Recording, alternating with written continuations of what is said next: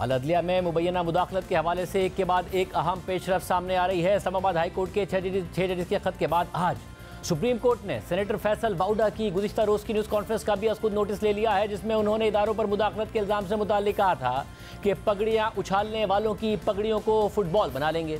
Case की समाअत भी कल ही होगी और चीफ जस्टिस काजी फाइसा की सरबराही में जस्टिस इरफान सादत खान और जस्टिस नईम अफगान पर मुश्तमिल 3 रुकनी बेंच मामलात की समाअत करेगा। सेनेटर फैसल बाउडा ने कहा था कि बार बार इंटेलिजेंस इदारों का नाम लिया जा रहा है, अब इल्ज़ाम लगाने से काम नहीं चलेगा। अब अगर किसी ने पगड़ी उछाली तो पगड़ी की फुटबॉल बनाएंगे। हम लगाने से काम नहीं चलेगा, अब आपको सबूत तराजू में शवाहिद देने पड़ेंगे। बार बार इंटेलिजेंस इदारों का नाम लिया जा रहा है तो भाई शवाहिद देना। लेजिस्लेटिव सियासतदान को आप दूसरी सिटीजनशिप ना रखने पे अलाउ नहीं करते कि आप सियासत करें, तो फिर जज दोहरी शहरियत के साथ कैसे बैठे हुए हैं? आपके लिए शराब हलाल है, हमारे लिए शराब हराम है। मिसाल है अतर मिन्ना साहब को आपने जो रिकॉर्ड दिया था, कागज पे हमें देखना है। अब पाकिस्तान में कोई पगड़ी उछालेगा तो पगड़ी का फुटबॉल, हम उनकी पगड़ियों का फुटबॉल बनाएंगे। बदमाशी करेंगे, डबल बदमाशी करूंगा। हमारे इदारों को निशाना बनाना जो चारों तरफ से हो रहा है उसमें सियासतदान भी है, बंद करें। Enough is enough.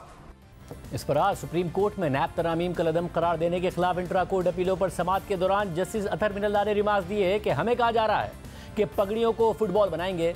ऐसा कहने वाले दर हकीकत खुद को एक्सपोज कर रहे हैं। क्या आप अपनी प्रॉक्सीज के जरिए हमें धमका रहे हैं? इस पर अटॉर्नी जनरल मसूद उस्मान अमान ने कहा कि ना तो ऐसा हो रहा है और ना ही ऐसा होना चाहिए। जस्टिस अतर मिनल्ला ने अटॉर्नी जनरल से मुकालमा करते हुए कहा कि ना तो इससे कोई जज मुतासिर होगा, ना ही हिरासा होगा। इसके अलावा इस्लामाबाद हाई कोर्ट के जस्टिस बाबर सत्तार के हवाले से सेनेटर फैसल बाउडा के खत का भी आज इस्लामाबाद हाई कोर्ट ने जवाब दे दिया है।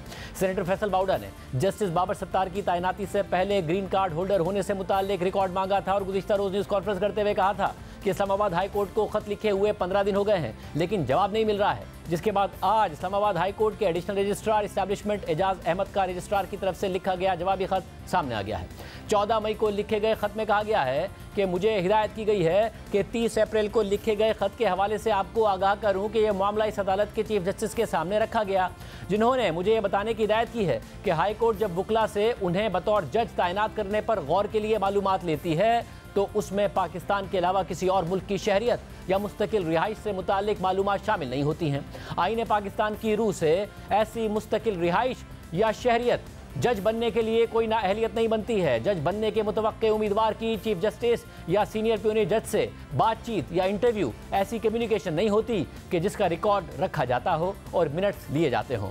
जस्टिस बाबर सत्तार की बतौर जज तैनाती के वक्त जस्टिस अतर मिनल्ला इस अदालत के चीफ जस्टिस थे और उन्होंने इस अदालत के 6 जजेस के खत से मुतालिक अज खुद नोटिस की लाइव समाअत के दौरान यह बताया था कि जस्टिस बाबर सत्तार के ग्रीन कार्ड रखने का मामला जुडिशल कमीशन ऑफ पाकिस्तान के उस इजलास में जेर गौर आया था जिसमें उनकी तैनाती की सिफारिश की गई थी। यह अदालत जुडिशल कमीशन में होने वाली कार्रवाई का रिकॉर्ड नहीं रखती है। आइन के आर्टिकल 19 का यहाँ हवाला देने की भी जरूरत नहीं है, क्योंकि उस आर्टिकल का हवाला तभी दिया जा सकता है कि जब कोई मखसूस मालूमात इदारों को दस्तियाब हों।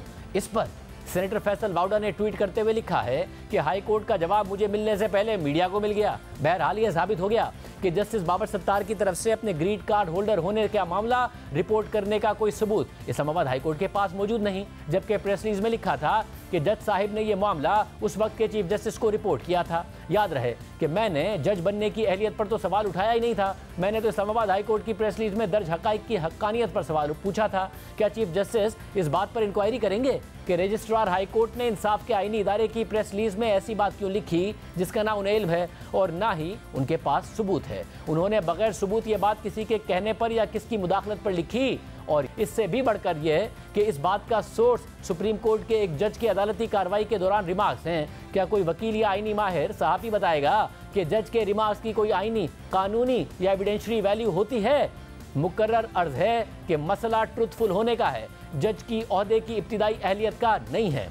अदलिया में मुबैना मुदाखलत और इसमें मुल्की इदारों के किरदार से मुताल्लिक गुज़िश्ता कुछ अरसे से एक बहस जारी है।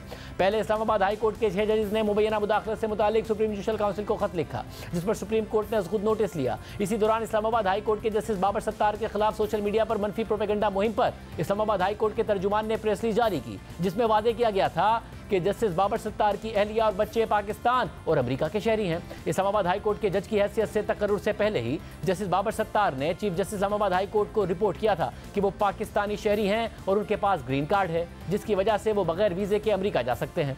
फिर इस्लामाबाद हाई कोर्ट के दो जजेस जस्टिस मोहसिन अख्तर कियानी और जस्टिस बाबर सत्तार के हवाले से सोशल मीडिया पर मनफी प्रोपेगेंडे के खिलाफ इस्लामाबाद हाई कोर्ट ने तौहीन अदालत की कार्रवाई शुरू की। फिर जस्टिस बाबर सत्तार का ऑडियो लीक्स केस में मुबैना मुदाखलत से मुताल्लिक इस्लामाबाद हाई कोर्ट के चीफ जस्टिस आमिर फारूक को लिखा गया खत सामने आ गया, जिसकी अटॉर्नी जनरल और वफाकी वुज़रा ने तरदीद की। और उसके बाद मुख्तलिफ सियासी रहनुमाओं की जानिब से न्यूज़ कॉन्फ्रेंसेस का सिलसिला जारी है। इस सिलसिले की सबसे अहम news conference senator Faisal Vawda ने गुज़िश्ता रोज़ की थी, जिसके साथ ही नून लीग के senator Talal Chaudhry, governor Sindh Kamran Tessori, MQM के रहनुमा मुस्तफ़ा कमाल और इस्तेकाम पाकिस्तान पार्टी के रहनुमा उन चौधरी ने भी न्यूज़ कॉन्फ्रेंसेस की हैं और इदारों पर इल्ज़ाम लगाने और दोहरी शरीयत से मुताल्लिक एक जैसी बातें दोहराई हैं। और दिलचस्प बात यह है कि गवर्नर सिंह समेत तमाम रहनुमाओं ने इस्लामाबाद में ही न्यूज़ कॉन्फ्रेंसेस की हैं, जबकि वफाकी वज़ीर इत्तेहाद असद तारड़ इस हवाले से पहले ही बात कर चुके हैं। आप खत तो लिख देते हैं, मगर आप शादी ब्याह की तकरीबात में लोगों से मिलते हैं, आप डिप्लोमेट से मिलते हैं, आपका सोशल सर्कल बहुत वाइड होता है। हम बतौर पब्लिक रैप अपनी तमाम तर ट्रैवल डॉक्यूमेंट्स पब्लिक करते हैं। खुदा ना खास्ता डुअल नेशनैलिटी है, परमानेंट रेजिडेंस है किसी मुल्क की, वो भी चीज डिक्लेयर करनी होती है। सवाल जात पर उठे या उठ रहे हों तो कुर्सी से उठ जाना चाहिए। जब इस मुल्क में एस्टेब्लिशमेंट के खिलाफ कोई भी शख्स बात करे तो उसके असासे फौरी तौर पे चेक कर लेने चाहिए, क्योंकि उनमें कहीं ना कहीं इजाफा हो रहा होता है। जिस किसी को दिल उठाए एस्टेब्लिशमेंट के खिलाफ, अफवाज पाकिस्तान के खिलाफ बात करता है, जिसका दिल चाहता है वो अपनी ऊपर से उतार के एस्टेब्लिशमेंट पे, अफवाज पे डाल देता है। जो आदमी प्रेशर नहीं ले सकता वो इंसाफ की कुर्सी पर कैसे बैठ सकता है? लेटर्स की बजाय नोटिस होने चाहिए थे। अगर जज साहिबान प्रेशर बर्दाश्त नहीं कर सकते तो मेरा ख्याल है फिर वो इंसाफ भी नहीं कर सकते।